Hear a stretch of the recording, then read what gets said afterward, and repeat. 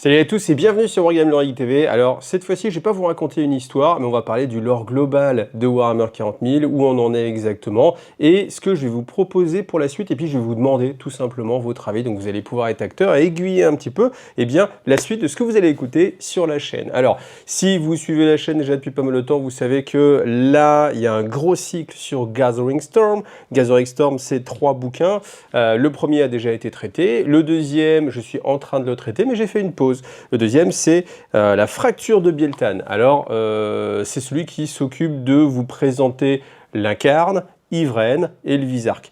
C'est des personnages qui sont assez intéressants, c'est des personnages qui sont des Xénos, ça nous change de l'Imperium avec toujours du Space Marine ou ce genre de choses. Donc moi j'aime bien quand ça change un petit peu, et je trouve que c'est un tome vraiment intéressant parce que ça introduit aussi Ivraine avec sa nouvelle religion. C'est-à-dire que jusqu'à présent en fait on avait des distinctions assez nettes entre les différentes races, entre les différentes factions des Eldar. Donc on avait les Eldar des vaisseaux mondes, on avait les Eldar exodites, on avait les Eldar noirs, donc Drukhari, Craftworld et Exodite. Ils n'ont pas de nouveau nom d'ailleurs, parce qu'il n'y a pas de figurines qui sont sorties, mais je pense qu'ils auront peut-être un nouveau nom, on ne sait pas.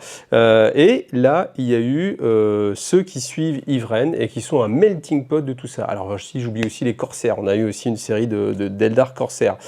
Là, c'est vrai que j'ai fait une pause là-dessus. Pourquoi? Parce que je voulais coller l'actualité. L'actualité la plus récente, a priori, c'est Croisade avec Armageddon. Ça aussi, je viens de le terminer. Normalement, si vous avez tout vu, il y a une série de 6 vidéos. Si vous ne les avez pas vues, bah, allez-y, vous avez une série de 6 vidéos. Et ça vous présente la 4e guerre d'Armageddon.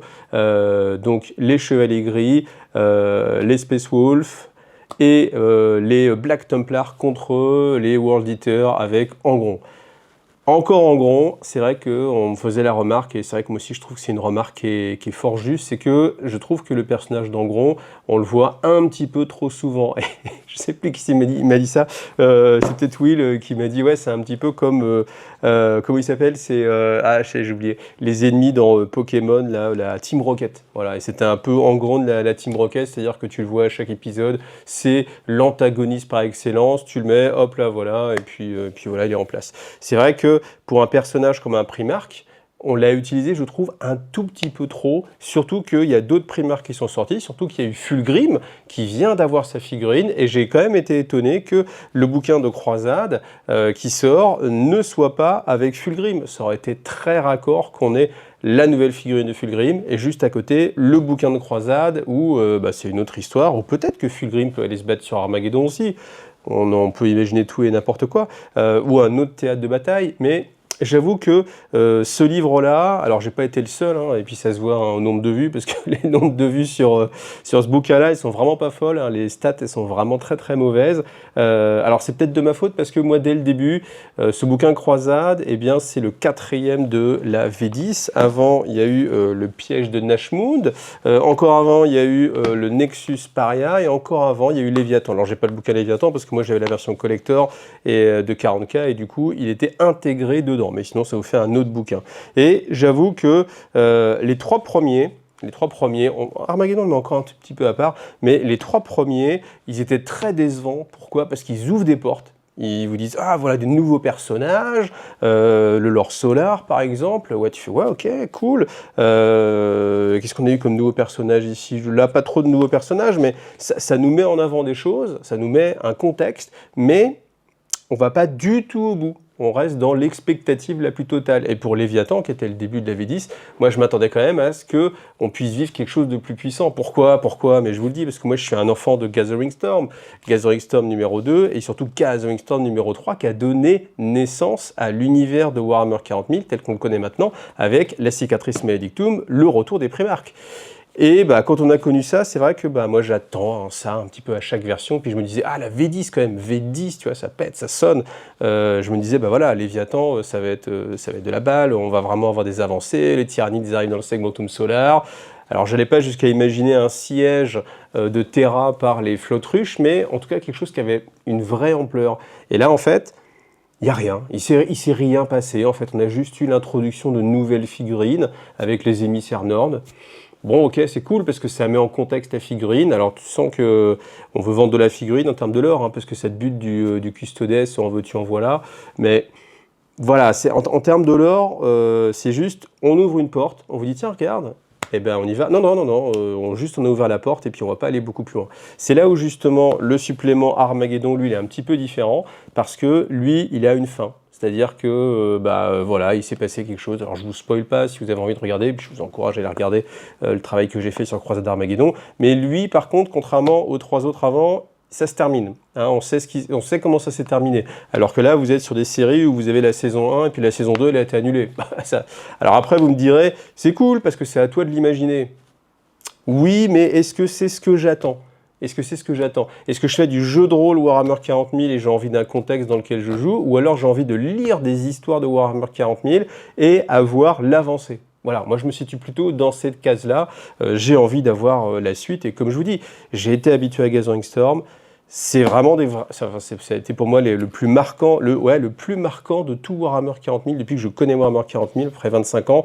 Gathering Storm, pour moi, c'est number one. Et je pense que en commentaire, vous allez confirmer. Hein, je ne pense pas que d'autres personnes puissent avoir un avis différent. Alors peut-être qu'après, ça peut être influé par votre expérience personnelle. Vous avez commencé avec une autre version, un autre truc, et puis c'est ce truc-là qui vous a marqué parce que c'est votre Madeleine de Proust. Mais en termes d'avancée du lore, pour moi, c'est clairement Gathering Storm. Après, je mettrai les Arches Fatidiques, parce qu'il y a eu quand même pas mal de choses avec les Arches Fatidiques, des choses assez énormes aussi. Donc, on attend la suite. Hein. Moi, j'attends de savoir ce qui va se passer avec Armoise, ou Armoise, donc c'est-à-dire tout simplement la planète de Vashtor qui voyage à travers la toile, et qui n'est autre que l'ancienne Caliban. Truc de malade quand même, je veux dire, tu vois, ça c'est les frissons. Ça c'est les frissons, ça c'est, tu te dis, oui, j'ai envie de savoir la suite. Là, j'ai vraiment envie de savoir la suite.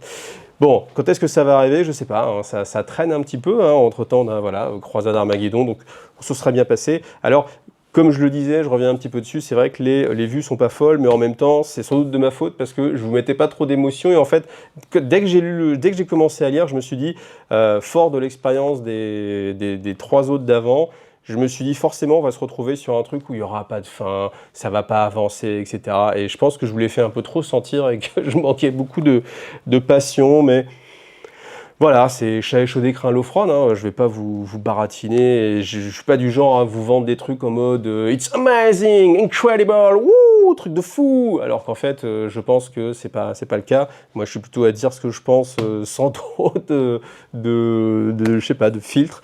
Donc voilà, ce bouquin-là, ça m'a pas extrêmement passionné. Alors, où on en est actuellement, donc là, normalement, je devrais reprendre la suite de Gathering Storm, tome 2. On est à peu près à la moitié du bouquin. Vous voyez, ça c'est que du lore. Hein. Enfin, non, il y a quelques missions, mais on est à peu près aux 2/3. Ça veut dire que j'ai encore peut-être 5-6 vidéos à faire sur la fracture de Bieltan. Mon plan, c'était après d'insérer d'autres choses. Donc, qu'est-ce que j'ai d'autre à insérer, à vous proposer? C'est là où je vais vous demander un peu votre avis, parce que y a beaucoup de choses à traiter. J'arriverai pas à tout traiter avant que de nouvelles choses arrivent. Bon, tant mieux, hein, c'est quelque chose de vivant. Je traite les codex. Alors, les codex, c'est quelque chose qui vous plaît bien. Là, j'ai à traiter le lore, le nouveau lore sur les World Eaters. Celui, ça va briller, attention, sur les Thousand Sun. Et celui sur les Couch Knight. Et voilà, je ne sais pas par quoi commencer. Je pense que celui où il y aura le moins de lore, c'est le Chaos Knight. Donc l'avantage, c'est que ça me fait moins de travail. L'inconvénient pour vous, c'est peut-être là où il y a le moins de choses. Mais peut-être qu'en même temps, comme je ne l'ai pas lu, je ne sais pas, c'est peut-être là aussi où on a eu des vraies avancées. Thousand Sun World Eater, écoutez, je ne sais pas. World Eater, j'avoue que, étant donné que je viens de me taper déjà Angron, est-ce que j'ai envie de me retaper du Angron tout de suite? Pas tout de suite.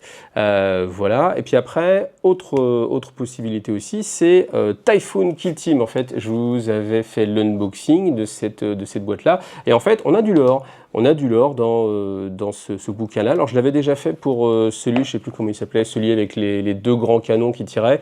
Je vous avais fait le lore de cette partie-là et je me suis dit, tiens, ça pourrait être sympa parce que je pense que... non, je ne l'ai pas lu, hein, je ne l'ai pas lu, je ne sais pas ce que ça explique, mais ça peut être sympa d'avoir quelque chose qui change un petit peu. Vous savez, hein, sur Iggy TV, moi j'aime bien vous faire les choses un petit peu différemment, donc dès que ça change, c'est sympa. Après, on est à l'été, bon, l'été commence à déjà être bien avancé, et en général, il y a le roman de l'été. Et le dernier roman de l'été, c'était alors c'était Génopère, il y a eu Génopère, avant il y a eu Le Fils de la Forêt, qui était très très bien, qui a eu beaucoup de bonnes critiques de votre part, qui est assez attendu, donc je me dis, peut-être qu'il faudrait repartir aussi dans un roman. Donc j'ai 2 romans qui sont en attente, donc le premier, c'est Les vieux briscards ne meurent jamais, avec Sia Sefasken. Sefasken, si vous ne connaissez pas, c'est génial parce que c'est un commissaire impérial, mais qui est complètement à l'opposé de ce qu'on peut imaginer d'un commissaire impérial. C'est-à-dire qu'il est lâche, pleutre, il se bat bien, mais il est lâche, et en général, il va essayer de se cacher, de pas aller au front, etc., mais sans que ça se voit trop. Mais malgré tout, il réussit quand même à faire des choses assez incroyables, et du coup, ça prend à contre-pied toute l'image de vaillance qu'on peut avoir des Space Marines ou des héros de l'Imperium, quels qu'ils soient, et là, c'est vraiment à contre-pied, donc c'est assez amusant. Malgré tout, je me suis dit que ce genre de roman, il est sympa en fait avec les petites phrases, les petites punchlines qu'on peut avoir du personnage, et peut-être qu'à raconter, l'histoire en elle-même est un peu moins intéressante et que c'est plus agréable peut-être à lire à cause de la tournure et de la façon dont c'est écrit. Donc c'est pour ça que je me dis, c'est peut-être pas le meilleur à mettre en vidéo, mais bon, en tout cas, j'ai ce bouquin que je n'ai pas lu. Et l'autre bouquin, alors là, par contre, lui, je l'ai attendu très longtemps. Je l'ai attendu 2 ans. Il est enfin sorti, ça fait plus d'1 an, mais je ne l'ai toujours pas lu. Pourquoi? Parce que d'abord, je veux me faire Gathering Storm. C'est Cypher. Je vous lis. Alors que la grande faille déchire le ciel nocturne de Terra et que les démons foulent le monde natal de l'humanité, le primarque Guilliman revient, prélude à une ère nouvelle de ténèbres. Pendant la tempête, Cypher et sa suite de déchus s'échappent de la prison la plus sûre de l'Imperium, désormais en liberté, dans le palais impérial. Ils sont traqués par les guerriers des Dark Angels, les forces de l'Adeptus Custodes et même des assassins impériaux. Il y a du monde, hein. Que cherche-t-il à accomplir ici? Peut-on se fier aux apparences? Raconter de point de vue peu fiable de Cypher lui-même, cette histoire de vérité, de mensonges et de secrets voit l'une des figures les plus mystérieuses de l'Imperium livrer une guerre impossible en son sein. Quels sont les véritables desseins du Seigneur des déchus? Ça, c'est badass. Ça, c'est badass. C'est un truc que j'ai vraiment envie de lire et qui est hyper intéressant. Et en fait, ça fait directement suite à Gathering Storm 3. En fait, à la fin, alors dans celui-ci, en fait, on va avoir les protagonistes principaux qui sont Cypher, justement, Guilliman, et puis Voldus, bon, lui, il est plutôt le faire-valoir, c'était histoire de dire qu'on en mettait un troisième, mais j'ai trouvé qu'il était assez neutre. Et en fait, à la fin, vous avez... Alors, faut remettre dans le contexte. Le contexte, c'est que quand vous jouez à Warhammer 40 000 depuis longtemps, Cypher, on a toujours eu en fait la ligne directrice, c'est que son but, c'est de se retrouver devant l'empereur, avec l'épée qu'il a dans le dos, et a priori, l'épée qu'il a dans le dos, c'est l'épée du lion. Voilà, alors ça, c'est la punchline classique, enfin, c'est le leitmotiv, et à la fin de Gathering Storm, il fait un pacte avec Roboute Guilliman. Alors, je vous spoil, c'est pas très grave, mais il fait un pacte avec Roboute Guilliman et bouchez-vous les oreilles si vous voulez pas que... Voilà, je mets le codex comme ça et quand je le couche, ça veut dire que vous pouvez réécouter, d'accord? Donc, si vous voulez pas être spoilé, parce que je vais le traiter. À la fin de Gathering Storm, il arrive devant la porte d'éternité, c'est-à-dire vraiment la porte qui mène au trône de l'empereur. Il convient avec Guilliman qu'il aurait le droit de passer, d'aller voir l'empereur, c'est dans leur deal. Et en fait, les custodes le laissent pas trop passer, ils sont pas trop OK, et Cypher disparaît. Et tu fais, putain, tu restes vraiment sur ta faim, parce que tu dis, il a jamais été si proche de son but ultime, but qu'on nous met en toile de fond depuis 15 ans, 16 ans, et là, qu'est-ce qui se passe? Qu'est-ce qui se passe? Et en fait, hop, merci à ceux qui sont revenus et qui ne sont pas fait spoiler, ce qui se passe, c'est directement ça, c'est la suite.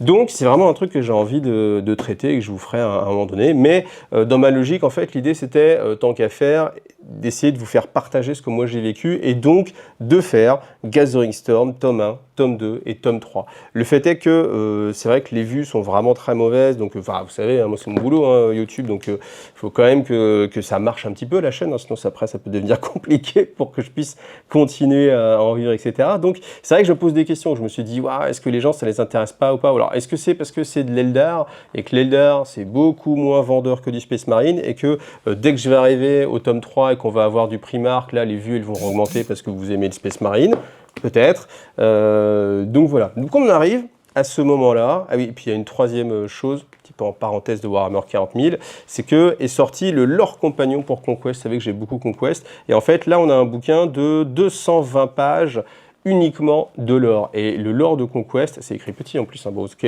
vous avez une grande image, mais c'est vraiment très touffu. En fait, le lore de Conquest, il existe déjà sur la chaîne, il y a déjà pas mal de vidéos qui présentent l'univers global, les différentes factions. Et là, en fait, avec ce nouveau bouquin qui est sorti, on a de grosses avancées dans le lore. Et ça, forcément, je vais le traiter. Et ça, forcément, ça va être sur la chaîne. Donc, je ne sais pas à quel moment ça va être, à quel moment ça va être intercalé, mais voilà. Et après, dernière petite parenthèse, j'ai aussi des vidéos d'Infinity. Alors Infinity, ça a encore vraiment pas marché. Autant je peux dire Gathering Storm, ça marche pas terrible. Les vidéos d'Infinity, c'est la catastrophe. C'est vraiment très difficile. Mais j'en ai tourné plus que ce que vous avez vu. Il y en a 2 qui sont en ligne. Il y en a une sur l'univers global d'Infinity, il y en a une sur Panocéania. Et en fait, de tourner, mais de pas monter, il y a Eugene, les Nomades, les Akislam et il en manque une. Ah oui, ici, Ariadna. Voilà. Et en fait, le truc, c'est que c'est du travail. Le travail paye tellement pas pour les vidéos d'Infinity, c'est que je les ai laissés de côté. Voilà. Donc, à moins que, je ne sais pas, peut-être il y a un accord avec Corvus Belli ou que, je ne sais pas, il y ait quelque chose qui fasse que ces vidéos d'Infinity soient rentables, eh bien, elles vont rester un petit peu comme ça dans la mallette, mais peut-être qu'on ne sait pas si je parviens à, je sais pas, décrocher un partenariat avec Corvus Belli pour faire ces vidéos-là, bah, du coup, ce sera rentable, non pas par les vues, mais par le soutien de l'éditeur. Donc voilà, si vous voulez leur envoyer un petit message en disant hey, on veut la suite, donc aidez Iggy TV, moi, ça me fera vraiment plaisir. Voilà, donc on en est là. La question que je vous pose, c'est qu'est-ce que vous voulez faire? Donc l'idée, c'est que Typhoon, ça peut être assez sympa. Je pense que ça peut être traité en une seule vidéo. Faut voir après, parce que l'idée, c'est que en fonction du nombre de pages, suivant s'il se passe beaucoup de choses ou pas, ça peut vraiment beaucoup influer. Parce que moi, je préfère faire des vidéos qui sont sur un rythme d'une demi-heure. Les vidéos un peu plus longues, en général, c'est aussi plus de travail, c'est moins efficace. Donc je préfère rester sur une sorte de format de 20-30 minutes. L'idée, c'est que si vous avez, je sais pas, une page complète qui est qu'une description d'un combat, ça se résume facilement. Hein, je vous dis, ils se sont battus, le gars il a évité, tac tac, il apparaît les griffes, au final il y a un tyrannique qui est arrivé derrière, il l'a pourfendu, et puis voilà, c'est fini. Alors que si c'est beaucoup de descriptif, mais plutôt sur ce qui se passe globalement dans le monde de Typhon, bah là c'est beaucoup plus long, parce que en fait chaque phrase c'est un événement, donc il faudra tout raconter. Donc ça, je ne peux pas le savoir tant que je ne l'ai pas fait. Les suppléments de croisade, de toute façon, je les ai déjà traités, donc ça, c'est fini. Donc voilà, là, l'idée, elle est plus ouverte. En fait, je vous demande votre avis, parce que c'est vous qui allez regarder aussi. Et puis moi, j'ai plusieurs choix qui s'offrent à moi. Je pense que le plus logique, peut-être, ce serait de terminer Gathering Storm. Enfin, la partie numéro 2, en tout cas. Puis après, peut-être revenir un petit peu sur l'actualité avec, je sais pas, les Thousand Sun, World Eater ou Chaos Knight, ou dossier de Typhon, ou alors peut-être on oublie un peu ça, on part sur les vieux briscards ne meurent jamais en voyant ce que ça donne, parce que comme je vous dis, j'ai ce sentiment que c'est vraiment peut-être les formulations et la façon dont c'est écrit qui rend la chose intéressante, et que ça peut être un peu plus compliqué à vous retranscrire. Voilà, où est-ce que je pars sur Typhoon, voilà, etc. Donc l'idée, c'est porte ouverte, allez-y en commentaire, vous me donnez votre avis sur ça, et puis en fonction de ça, bah, moi j'avise, en fait, voilà. Donc bah, écoutez, merci d'avoir vu en tout cas jusqu'ici cette vidéo. Si vous avez aussi d'autres idées qui ne sont pas sur la table, qui sont du lore sur Warhammer 40 000, n'hésitez pas. Je me suis dit à un moment donné, je peux faire le lore de Cathay pour The Old World. Je me suis dit, ça m'intéresse bien. Mais en fait, le truc, c'est que j'ai vraiment aucun passif sur le monde de Battle, donc ce qui fait que je me dis que je vais sans doute pas être la meilleure personne pour faire ça et que ça va pas forcément être très intéressant. Autant plutôt naviguer dans une mer que je connais très bien, parce que je vais comprendre des petites implications. Je vais me dire oui, ça c'est logique, ça c'est pas logique, ça je sais que c'est quelque chose qui vous plaît bien sur ma chaîne. Le fait que je donne mon avis, puis ceux qui n'aiment pas, ils sont déjà partis, hein, donc pas de souci. Mais ceux qui sont restés, c'est parce qu'ils aiment bien justement que je donne mon petit avis. Donc ça, je pourrais pas le faire sur un univers que je connais pas, parce que j'aurais pas la notion de la cohérence de cet univers-là. Donc c'est pour ça que voilà, c'est une option, mais bon voilà, je pense que c'est pas très intéressant. Alors après, je peux pas vous le montrer parce que j'ai pas encore le droit à l'heure actuelle, mais il y a le bouquin de Saturnine qui est l'Horus Hérésie V3, qui est en français et avec énormément de lore à l'intérieur. Et je me suis dit, ça reste une opportunité. Peut-être que je peux traiter de ce bouquin-là. Mais je pense que là, il y a matière à faire énormément de vidéos. Est-ce que c'est une petite vidéo de temps en temps? Est-ce que c'est une bataille en particulier? Je sais pas. Mais voilà, dites-moi ce que vous vous attendez. Et puis après, moi, en fonction de ça, j'essaierai de faire tout simplement au mieux. Voilà. Merci à vous en tout cas d'avoir vu cette vidéo. Et puis on se donne rendez-vous la semaine prochaine. Allez, à bientôt. Salut à tous.